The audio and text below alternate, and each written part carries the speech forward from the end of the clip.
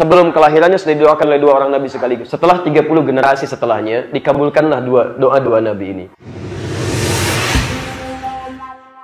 Rabbana wab'ats fihim rasulan minhum. Ya Allah, mohon utus nanti seorang rasul yang lahir di sekitaran Ka'bah dari kalangan orang sekitarannya.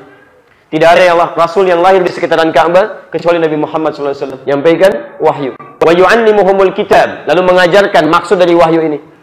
Misal turun perintah salat, wa aqimus shalah. Masya Allah, begitu disampaikan tunaikan salat, bagaimana caranya? Wa yu'allimuhumul kitab, dijelaskan, ditunjukkan caranya oleh Nabi yang dimaksudkan sallallahu alaihi wasallam. Wal hikmah, esensinya, maknanya, hikmahnya. Kenapa takbir mesti begini? Kenapa kakinya selebar dengan bahu? Kenapa rukunya mesti rata dari kepala sampai dengan bagian belakangnya? Hikmahnya dijelaskan. Wa yuzakkihim, juga untuk membimbing umatnya supaya bersih hatinya, tidak kotor. Makanya kalau ada orang sholat, ada orang ibadah, bagus caranya, tapi kotor akhlaknya, ini belum sempurna ibadahnya. Ada yang salah dalam dirinya. Bagian terakhir, akhlak. Anda bayangkan, saking mulianya Rasul terakhir ini, sebelum kelahirannya sudah didoakan oleh dua orang nabi sekaligus. Bahkan Nabi Isa alaihissalam menyebutnya dengan kabar gembira. Ya, Quran surah ke-61 ayat yang ke-6, posisi paling kiri sebelah atas. Ya'ti bi rasulin min ba'di ismuhu Ahmad. Akan datang rasul setelah aku, ya, Masya Allah, namanya di antara sifatnya adalah Ahmad. Ya, jadi Nabi disebut dengan nama Muhammad 4 kali dalam Al-Quran. Quran surah ketiga ayat 144, posisi paling kiri sebelah atas. Quran surah ke-33 ayat ke-40. Quran surah ke-47 ayat kedua, dan Quran surah ke-48 ayat ke-29. 4 kali disebutkan. Dan 1 kali disebutkan dengan nama Ahmad, sifat yang menunjukkan kekuatan ibadahnya kepada Allah. Di Rasul ini, walaupun sudah dijamin masuk surga, tapi masih mau beribadah kepada Allah sampai kakinya bengkak-bengkak, sampai tak terlukiskan. Sifat ibadah yang dalam disebut dengan Ahmad.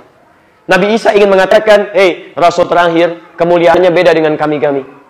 Lain dengan kami, walaupun dijamin masuk surga, disebut paling mulia, masih mau beribadah kepada Allah dengan puncak ibadah yang sulit ditandingi oleh manusia biasa. 1 rakaatnya 5 juz 4 halaman sampai bengkak kakinya, walaupun dijamin masuk surga. Masya Allah. Inilah kenapa disebut dengan Ahmad. Wa mubasyaran, dan menyampaikan kabar gembira kepada umatnya. Umatnya aja, Masya Allah, umat Nabi Isa yang belum pernah melihat Nabi Muhammad, bukan kebahagiaan sifat nabinya, sampai dikatakan Nabi Isa, saya kasih kabar gembira untuk kamu ya. Biasanya kalau kabar gembira itu, biasanya umumnya diberikan saat di kandungan atau saat dilahirkan. Ini Nabi Muhammad belum dikandung, belum dilahirkan, sudah disampaikan kabar gembira. Umat Nabi Isa saja gembira dengan kedatangan Nabi Muhammad. Masa umat Nabi Muhammad tidak gembira dengan ada nabinya? Itu yang bermasalah. Umat Nabi Isa gembira dengan kedatangan Nabi Muhammad. Masa umat Nabi Muhammad di akhir zaman disebutkan nabinya merasa tidak gembira?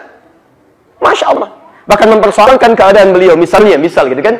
Ya, Nabi katakan, saya orang Arab. Wa ana afshahul Arab, saya orang paling fasih dalam berbahasa Arab. Ya, jadi jangan mencela orang-orang Arab. Kalaupun ada persoalan, jangan dicela secara umumnya. Karena Nabi kita orang Arab. Ya, ambil Islamnya, tinggalkan Arabnya. Masya Allah, gitu kan. Celah ini, celah itu. Nah, begitu datang rajanya, tiba-tiba ceklik. Masya Allah ya. Nah, itu lainnya. Makanya, karena itu, setelah 30 generasi setelahnya, dikabulkanlah doa Nabi ini. Termasuk harapan Nabi Isa alaihissalam. Maka dijawab di Quran surah kedua ayat 151. Posisi paling kanan sebelah bawah. Kama arsalna fiikum rasulan minkum yatlu alaikum ayatina. Sebagaimana kami telah utus untuk kalian. Ayat ini ditujukan pada kita. Saya ulang. Kalau yang ini statement Nabi Ibrahim dan Nabi Ismail yang disampaikan oleh Al-Quran, kalau yang ini ditujukan kepada kita, seakan-akan Allah ingin sampaikan, hei, doa Nabi sebelumnya, harapan mereka telah saya kabulkan. Dan yang dipilih Rasul sebagai anugerah untuk umatnya adalah kalian.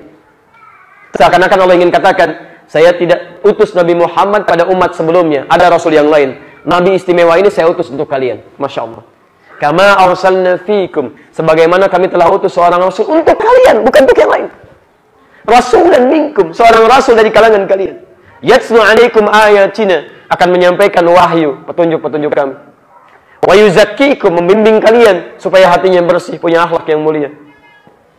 Wa yu'allimukumul kitab, mengajarkan ketentuan dari wahyu, cara-cara ibadah yang nanti disebut dengan hadis, praktiknya disebut dengan sunnah. Masya Allah. Wal hikmah, mengajarkan esensi dari sunnah ini. Apa dampaknya dalam kehidupan? Hikmahnya. Dan yang kelima, Masya Allah, kemuliaan Nabi Muhammad. Diminta 4 oleh Nabi Ibrahim dan Nabi Ismail, dikabulkan 5. Wa yu'allimukum ma lam takunu ta'lamun. Dan akan mengajarkan pada kalian hal-hal yang tidak kalian ketahui sebelumnya. Hal-hal yang gaib. Masya Allah. Kurang apa lagi? Umat dulu tidak diberikan. Nabi istimewa. Diharapkan oleh 2 Nabi sekaligus. Ya, berita gembira dari seorang Nabi Isa. Mereka bahagia, bahkan ingin mendapati Nabi Muhammad. Kita diberikan anugerah itu. Masya Allah. Umat dulu tidak mendapatkannya, kita meraihnya. Umat dulu menanti-nanti belum mendapatkan, kita Masya Allah diberikan. Setelah Rasulnya diturunkan, sunnahnya ditampilkan, diberikan tuntunan, antum gak mau ambil. Keterlaluan antum. Demi Allah saya katakan, keterlaluan. Para Nabi dulu mengharapkan hadir, menyampaikan pada umatnya, tapi tidak mendapatinya. Antum kadang nggak mikir, langsung mendapatinya dan tahu nabinya, tapi nggak antum ambil tuntunannya. Keterlaluan antum. Kurang apa lagi gitu kan? Baik, karena itu, ketika Rasulnya diturunkan, sudah hadir di sekitaran kita, maka Masya Allah, Allah berikan tuntunan paling lengkap dibandingkan dengan umat sebelumnya. Karena yang ini istimewa. Sampai akhir zaman. Diberikanlah tuntunan yang beda dengan kitab-kitab sebelumnya. Perhatikan Quran surah kedua ayat 185. Posisi paling kiri di pertengahan. Nabi Adam diberikan tuntunan, tapi tidak sekomplit yang ini. Demikian Nabi setelahnya. Ya. Tuntunannya disebut dengan hudan namanya. Hudan. Nabi Adam sejak turun ke muka bumi diberikan tuntunan hudan. Quran surah kedua Al-Baqarah ayat 38. Posisi paling kanan sebelah atas. Qulna ihbitu minha jami'a. Turunlah Adam dengan istrimu. Semuanya turun sekarang ke muka bumi, jalani kehidupan yang baru. Fa imma ya'tiyannakum minni hudan. Nanti dengan turunnya kamu, saya akan berikan tuntunan kehidupan. Ikuti itu. Saya akan jamin hidupnya tidak akan pernah gelisah dan tidak akan pernah sedih dalam menjalani kehidupan. Kalau Anda ikuti Nabi Adam saja, diberikan tuntunan, dijamin oleh Allah. Diikuti tuntunan ini, nggak akan sedih hidupnya. Nggak akan gelisah. Mudah hidupnya. Yang ringan.